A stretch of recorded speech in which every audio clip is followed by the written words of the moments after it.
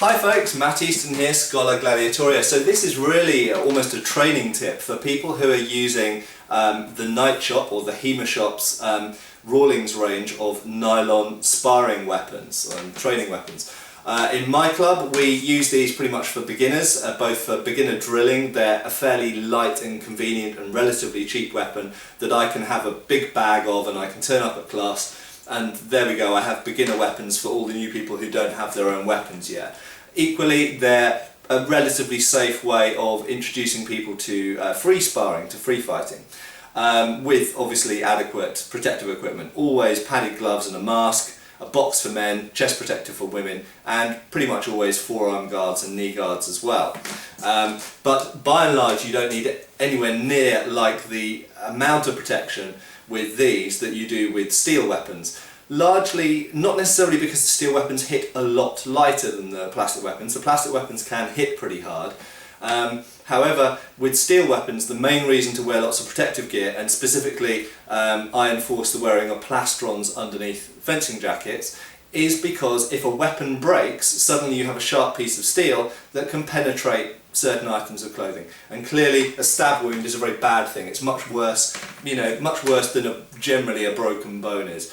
So you might, in the worst thing that can really happen in general with a plastic sword is a broken finger or a broken collarbone, something like this, maybe an injured knee, maybe a concussion to the head even. And whilst those things can be serious, in general they're a lot less serious than when a steel weapon breaks and penetrates someone and causes bleeding, and internal bleeding, external bleeding and so on. Okay, so plastic weapons generally fairly safe, but they have to be used sensibly, just like any other weapon. Okay, now the main point I want to make in this video is actually that these Night Shop or HEMA Shop nylon swords can be both corrected when they're bent, but also adapted in the same way. So many of you who have these weapons will have ended up with this situation, either from storing it in a bag for a period of time or standing it against a wall. I have many of these club weapons and I don't need all of them for my weekly classes, so I have a bunch in a bag which I take to class and people borrow, and then I have a bunch more in reserve for when I have to teach maybe a seminar and I have to provide all the weapons or whatever.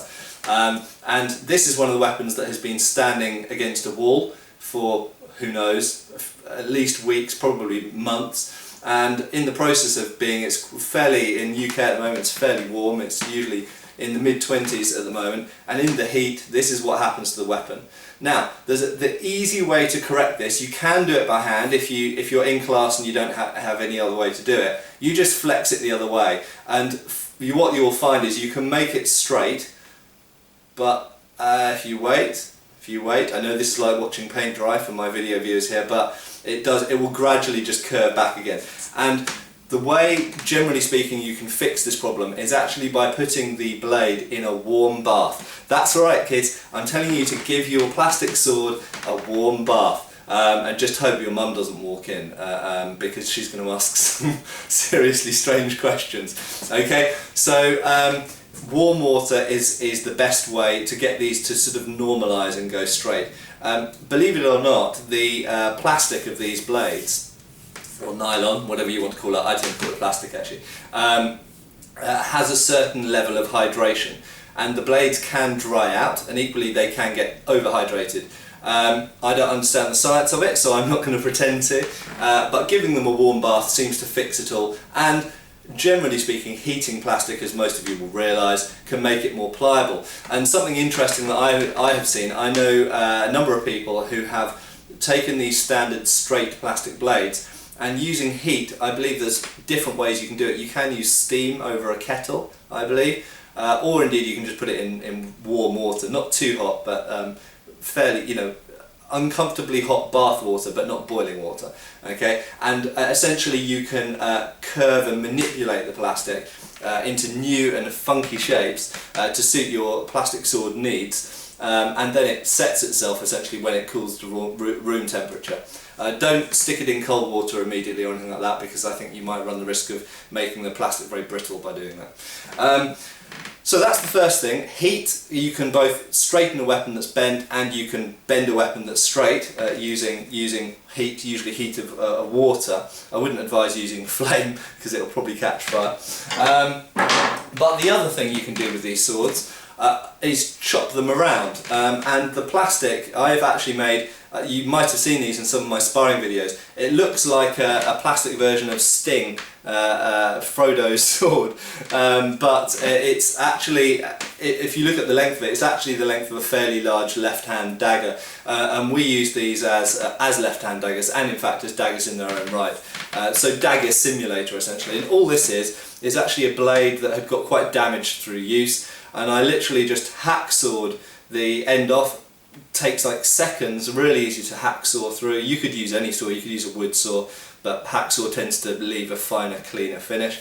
And then I just rounded it with what I know as a surform, but you could use a plane, you could use certain types of sander, or indeed you could use a file. Okay, but surform, if you know what a surform is, it's for shaping wood. It's got lots of a little sort of, it's a bit like a cheese grater actually, it's very like a cheese grater, but it's for wood.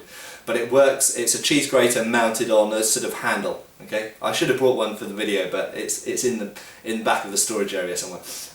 And surform works really well at shaping plastic. It doesn't give you the best finish in the world. You can then sand it to make it really smooth if you want. Actually, the surform gave a good enough finish on this that I didn't bother sanding it. And equally, of course, you could do it with guards or pommels or anything else. Okay, so there we go. Plastic swords from the Knight Shop, they're useful tools and they can be changed and turned into other things pretty easily, because the plastic, you can manipulate it in a number of ways. Okay, cheers!